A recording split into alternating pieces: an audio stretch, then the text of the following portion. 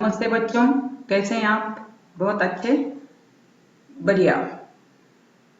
चलो, हमने शब्द भेद हिंदी व्याकरण में आरंभ किया था। शब्द के दो भेद विकार के आधार पर हमने देखे, विकारी शब्द और अविकारी शब्द। विकारी शब्दों की परिभाषा, उनके भेद हमने देखे। अविकारी शब्दों में इसके पहले हमने क्रिया विशेषण अव्यय और समुच्चय बोधक अव्यय के बारे में जानकारी देखी। अभी दो भेद हमारे बाकी हैं, वो है संबंध बोधक अव्यय और विस्मयादि बोधक अव्यय। तो देखते हैं हम इसकी परिभाषा और इसके कुछ उदाहरण। अब संबंध बोधक, नाम में ही संबंध है, संबंध दर्शाने वाले। किनमें संबंध?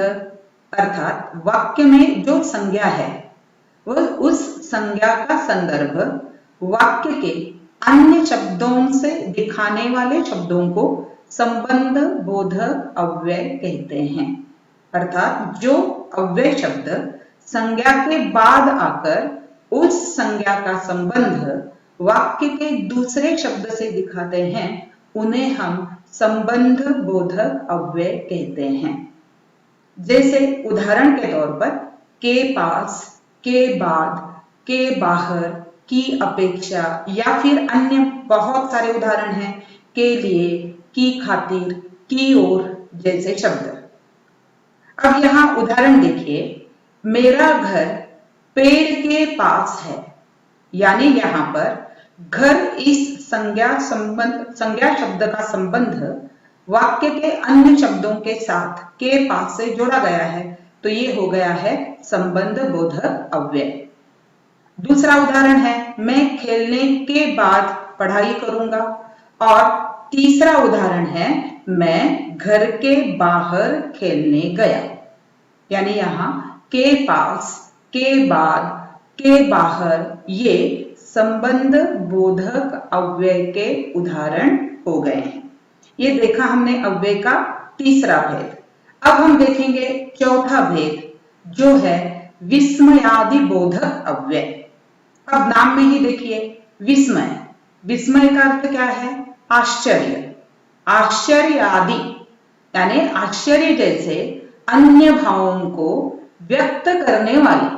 अब आश्चर्य को छोड़कर अन्य कौन से भाव होते हैं? हर्ष है, शोक है, घृणा है। तो ऐसे शब्द या ऐसे भाव जहां शब्दों में व्यक्त होते हैं, जिनका संबंध वाक्य के किसी दूसरे पद से नहीं होता, तो ऐसे शब्दों को हम विस्मयादि बोधक अव्यय कहते हैं। जिनके सामने हमेशा विस्मयार्थक चिन्ह रहता ही है, तो आपको पहचानने में बहुत ही आसानी होगी कि ऐसे शब्द विस्मयादि बोधक अव्यय कहलाते हैं। अब देखिए, पहला उदाहरण है, वाह क्या सुंदर फूल है। ये कहने की जरूरत नहीं है, यह स्पष्टीकरण देने की जरूरत नहीं पड़ती कि वाह क्या अर्थ क्या होता है। अर्थात सुंदर फूल को देखकर मुझे हर्ष हुआ है, ये अलग से बताने की जरूरत नहीं होती। तो वाह शब्द से हमारा हर्ष जो है, हर्ष भाव जो है वो व्यक्त होता है, इसलिए वाह यह शब्द विस्मयादि बोधक अव्यय है।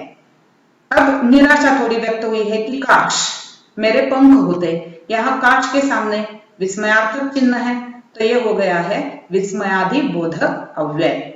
अगला है, अरे रे वह गिर गया, छी कितनी गंदगी है यहाँ, शाबाश तुमने अच्छा काम किया। कभी कभार बच्चे ये भी वाक्य लिखते हैं कि मैंने अच्छा काम किया तो पिताजी ने मुझे शाबाश कहा, तो ये शाबाश विस्मयार्थक या विस्मयादि बोधक अव्यय नहीं है।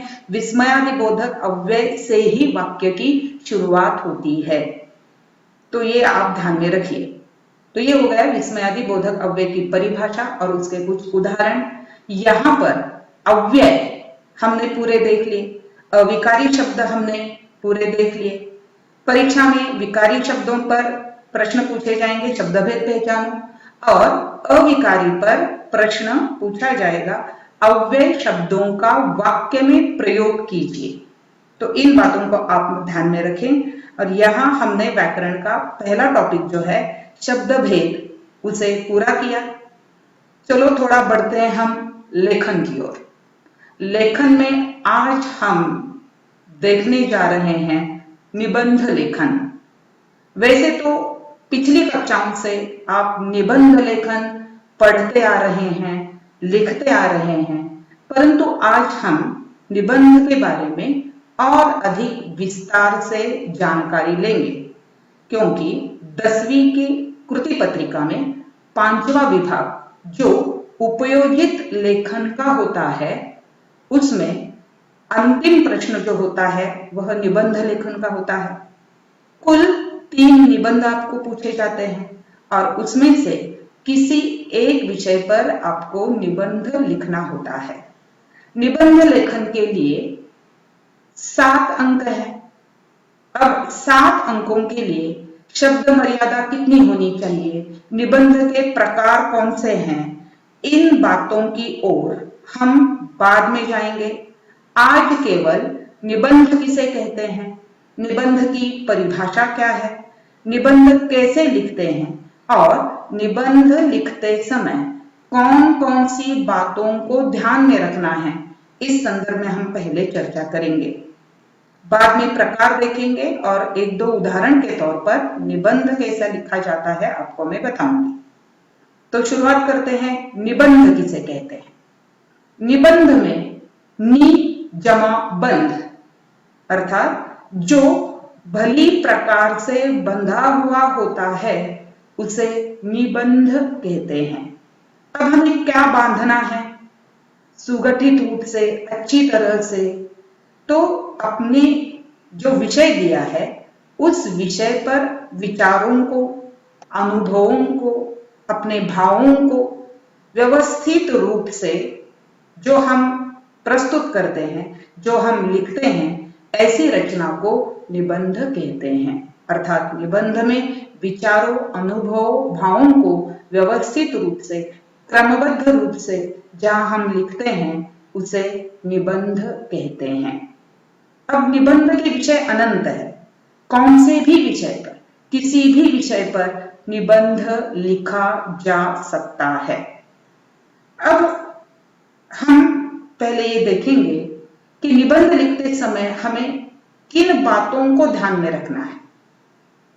तो सबसे पहले हमें निबंध को 3 भागों में बांटना है। पहला है प्रस्तावना, दूसरा है मध्य और तीसरा है उपसंहार। चलते हैं हम प्रस्तावना की ओर। निबंध की प्रस्तावना अर्थात जो विषय आपने चुना है, जिस विषय पर आपको निबंध लिखना है, उस निबंध की शुरुआत आपको अच्छी करनी है। अच्छी यानी आपको आकर्षक करनी है, यानी प्रस्तावना आकर्षक होनी चाहिए।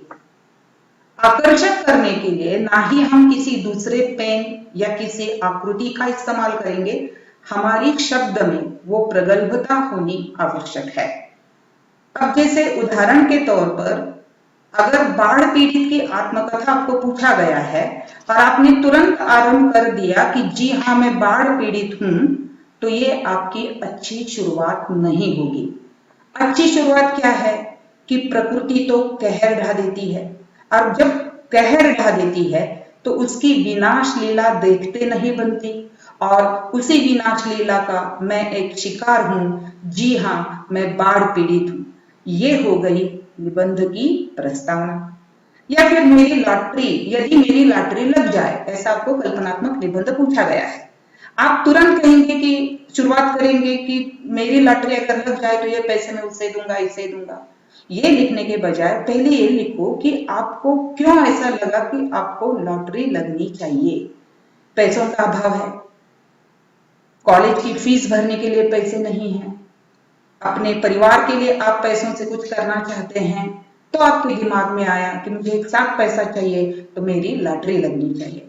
तो इस प्रकार कौन सा भी निबंध लिखते समय हमें निबंध की प्रस्तावना पर अधिक ध्यान देना है। मध्य में जो भी विषय आपको दिया है उसका उचित विस्तार यानी विषय से संदर्भित आपको लिखना है। बाढ़ का कहर क्या हो गया है, कौन से कहर आप पर टूट पड़े हैं, लॉटरी लगने के बाद उन पैसों से आप क्या क्या करने वाले हैं, ये सारी बातें जो है वो मध्य में आ जाएंगी। और बाद में है उपसंहार यानी निबंध का अंतिम चरण। प्रकार हमने निबंध की आकर्षक शुरुआत की, उसी तरह निबंध का अंत भी उतना ही रोचक और उतना ही पाठकों के लिए विचार करने योग्य होना चाहिए। यानी यहां आपको लिखना है कि आपकी उसमें भूमिका क्या है। जैसे आपको निबंध का विषय दिया है कि वृक्ष कटने के बाद उससे होने वाली हानि, तो केवल हानि लिखना आपका एकमात्र उद्देश्य नहीं है, तो उस हानि से देश को बचाने के लिए आपके पास कौन कौन से उपाय है, ये उपसंहार में आ जाएगा। आपने लिखा है मेरा प्रिय नेता, तो उस नेता के आदर्शों पर चलना ही आपका उद्देश्य है, या कौन से आदर्श आपने उससे लिए हैं, ये हो गया है उस निबंध का उपसंहार। प्रदूषण बढ़ गया है, प्रदूषण पर आपको निबंध लिखना है, तो प्रदूषण को रोकने के लिए आप क्या करने वाले हैं, ये हो गया है आपका उपसंहार। यानी पाठक आपका निबंध पढ़ने के बाद अंत में सोच में पढ़ने चाहिए कि नहीं भाई, हमें इस पर कुछ सोचना होगा, हमें इस पर कुछ उपाय ढूंढना पड़ेगा, तभी आपका निबंध जो है वो सार्थक हो सकता है, आप अच्छे अंक प्राप्त कर सकते हैं। अब निबंध लिखते समय हमें कौन कौन सी बातों को ध्यान में रखना है। एक तो जो विषय आपने चुना है उसी विषय के ऊपर आपको निबंध लिखना है, यानी उस निबंध का उद्देश्य कौन सा है।